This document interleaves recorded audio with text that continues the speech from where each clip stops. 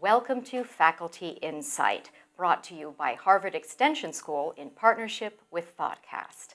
I'm Jenny Atia, and I'm here with a distinguished classicist, Gregory Nagy.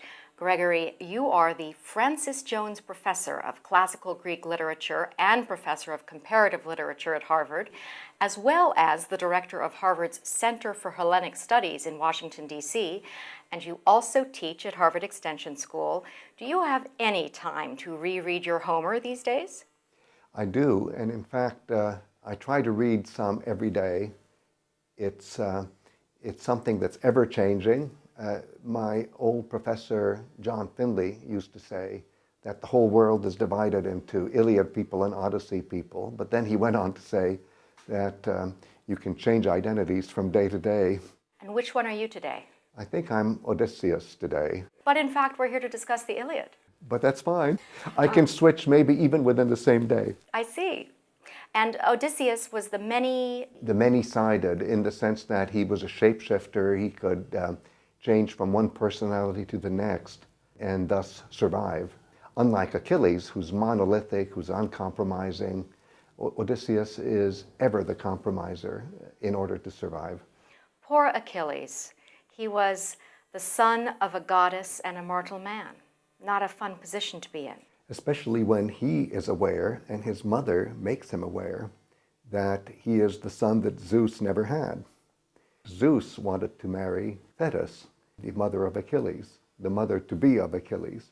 The problem was that the whole divine apparatus was threatened by this, because the prophecy was a son that results from a marriage between Zeus and Thetis, who is a goddess in her own right, would be so powerful that he would overthrow Zeus. So that has to be stopped.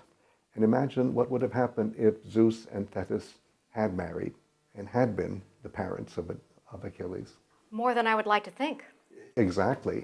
Well, we've chosen today to focus on a particular passage in the Iliad in Book 22, which I find rather shocking.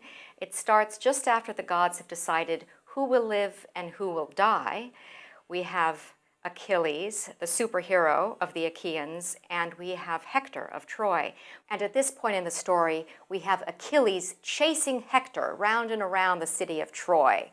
Hector is too afraid to stop and fight. Greg, will you read the passage, starting with where Athena approaches Hector, disguised as his brother? Absolutely. We're just at the moment where Athena swings into action. And so the she is Athena. She left him there and overtook Lord Hector. But she seemed Deiphobus in form and resonant voice, appearing at his shoulder, saying swiftly, "Ay, dear brother, how he runs, Achilles, harrying you around the town of Priam. Come, we'll stand and take him on." Great Hector in his shimmering helm replied, "Deiphobus, you were the closest to me in the old days, of all my brothers, sons of Hecate and Priam. Now I can say I honor you still more, because you dared this foray for my sake, seeing me run. The rest stay under cover." Again the gray-eyed goddess spoke, "Dear brother, how your father and gentle mother begged and begged me to remain. So did the soldiers round me, all undone by fear, but in my heart I ached for you. Now let us fight him, and fight hard. No holding back. We'll see if this Achilles conquers both to take our armor seaward, or if he can be brought down by your spear." That's really something, because Hector thinks it's his brother and himself fighting Achilles.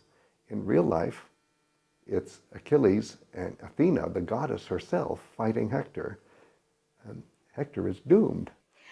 We have this scenario where Athena tricks him into thinking that she is his brother. This is a rather dishonorable act of Athena's, wouldn't you say? Well, gods and goddesses are not like us. The way they work in the universe is sometimes unknown to us.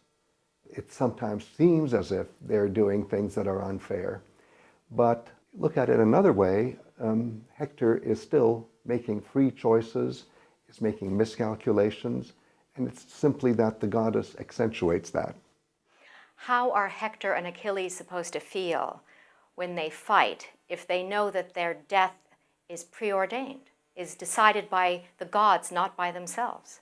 Well, they both know that they're going to die, and in fact, it looks as if it's the will of the gods.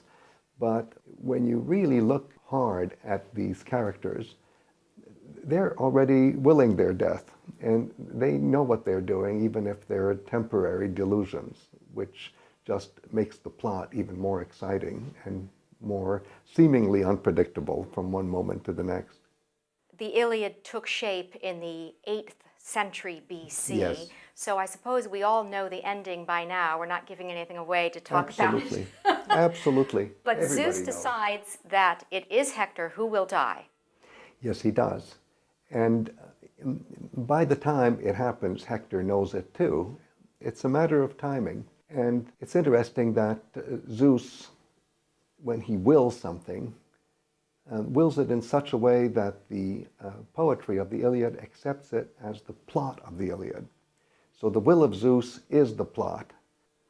If you understand the plot of the Iliad and the Odyssey, you're on your way to achieving a level of morality and an understanding of humanity that is close to what we call humanism. Gregory Nagy, thank you very much for your time. Thank you. Thank you, Jenny.